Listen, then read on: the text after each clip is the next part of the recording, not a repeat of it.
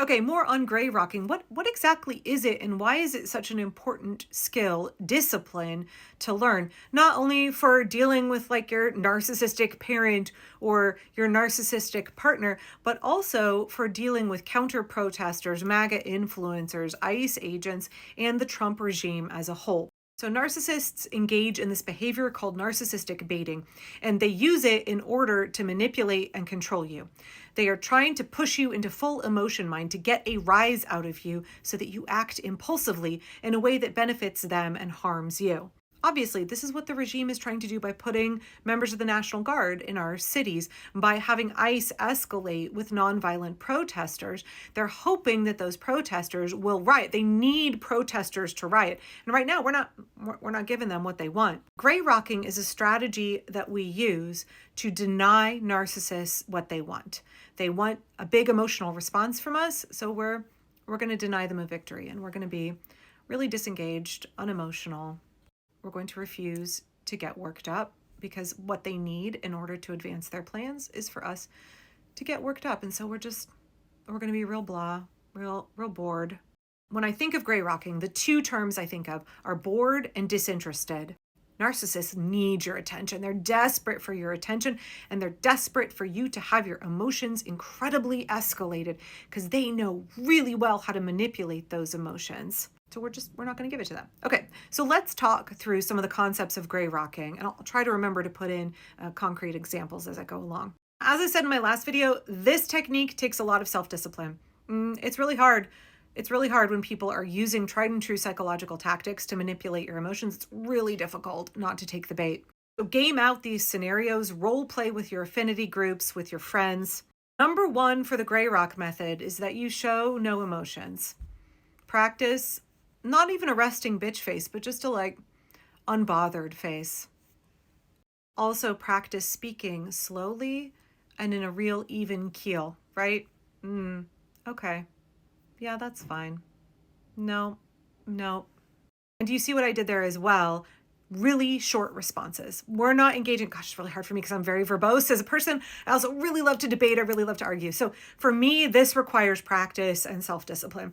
I'm using very short, very vague responses while I am having my face devoid of emotions, and I'm trying to keep my voice as uninterested as possible. If you have a hard time not running your mouth, don't talk when you're gray rocking. Just stick to noises.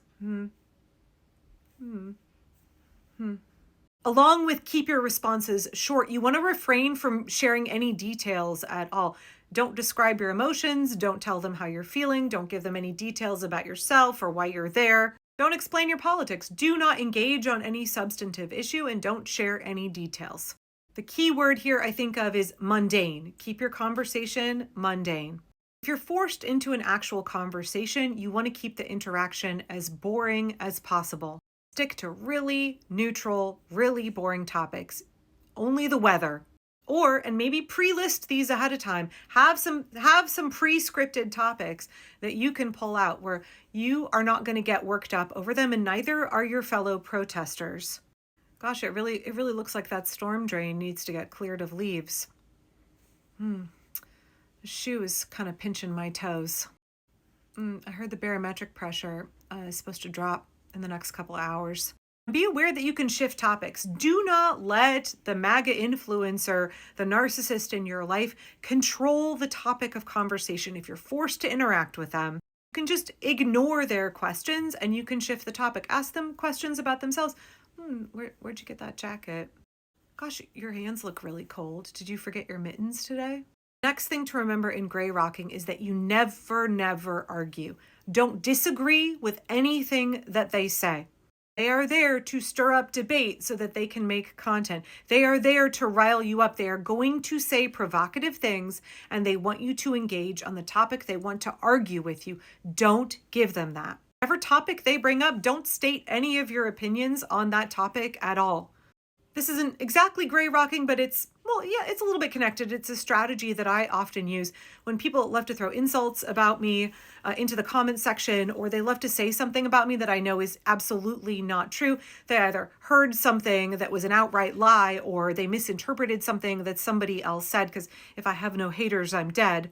but I'll get real nasty comments. And my number one response, if I choose to respond at all, right? Because really I should not respond. But if for some reason I have to get drawn into that and I have to engage, if somebody says something about me that's absolutely not true, I'll just say, okay, I know that you need to believe that. Okay. It doesn't impact me at all. It does not impact the course of how I live my life, the actions I need to take, at the protest that I'm at. If somebody says something wrong, I don't have to correct them to be okay. If somebody has a wrong opinion on the internet or at a protest, I don't have to correct them in order to be okay. This is where the like, okay, I see that you believe that. Okay. Just non-responsive, short answers. Show no emotions, refrain from sharing your opinion or your feelings on the topic. Do not argue with them. And then lastly, remember, disengage whenever necessary. If you can just leave, just fucking leave. Nobody is forcing you to stand there and argue with that MAGA influencer who's filming everything you say and she's going to put it on the internet in order to make a shit ton of money. You don't have to talk to her. Nobody is holding you in place. Turn away. Walk away. Remember when I talked about the 6 Ds of de-escalation? One of those is to distance yourself. Physically remove yourself from the situation where you are tempted to become emotionally dysregulated. Because when you are in a position with somebody who is MAGA, somebody working for the regime, somebody who is making content for the regime, and you get your hackles up, you let your emotions run you, you are now in a position where you are going to be manipulated. We're playing right into their hand. That is why when we hear electeds say, don't take the bait, we don't take the bait. I want to talk here really quickly about something that I saw at No Kings 2, where I was a safety marshal. There was this group of Proud Boys that showed up. There were like 10 or 11 of them, not very many. They made it sound like they were going to sweep into Portland with hundreds of Proud Boys and they were going to fuck up our protest with 60,000 people in it. So no, they showed up. They got at the very front of the march right before it began. They kind of filtered through, and there's this group called the Humble Boys that put themselves in between protesters and the Proud Boys. They make a physical barrier. And they were just kind of pushing these guys forward, right? And there was this group of protesters that were following along and engaging and shouting with the Proud Boys. And they said all of the nasty things to bait these women. You're so ugly. No dude would ever want to date you. Just like the worst kind of misogynistic incel shit that they were hoping would get a rise out of these women. And unfortunately, it was. They were swearing at them. They're waving their hands at them. They're trying to get up on top of them. Poor Humble Boys are standing there like, do. That's not what you want. These guys are there. They're called agents provocateur because they are trying to provoke you, right? They are trying to get a rise out of you. There is a specific reaction they want. Why would you give them what they want? Why would we give MAGA anything that they want?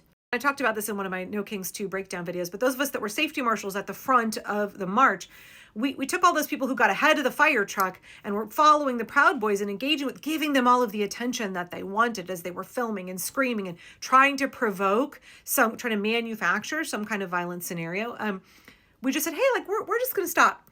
We're going to stop here. We are going to disengage and we're going to distance ourselves.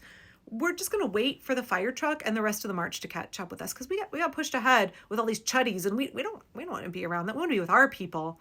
So the 6 Ds of de-escalation and these gray rocking techniques, they fold in really nicely, but they rely on you having self-discipline. They rely on you practicing that emotion regulation, learning how to breathe, learning how to not take the bait, learning how to be really, really disengaged. Even if inside you're like, fuck these motherfuckers.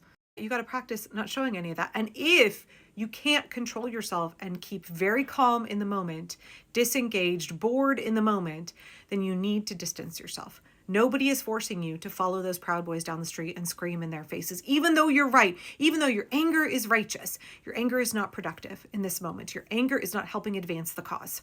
Rocking is a strategy that we can use not only to protect ourselves from MAGA, but to deprive them of a victory, to advance our cause as the pro-democracy movement. We are not in this to feed MAGA's drama. We are not in this to play into Trump's hand. We are in this to win. So our feelings come dead last after effective strategies. And that's why learning about gray rocking and how to implement it is so important.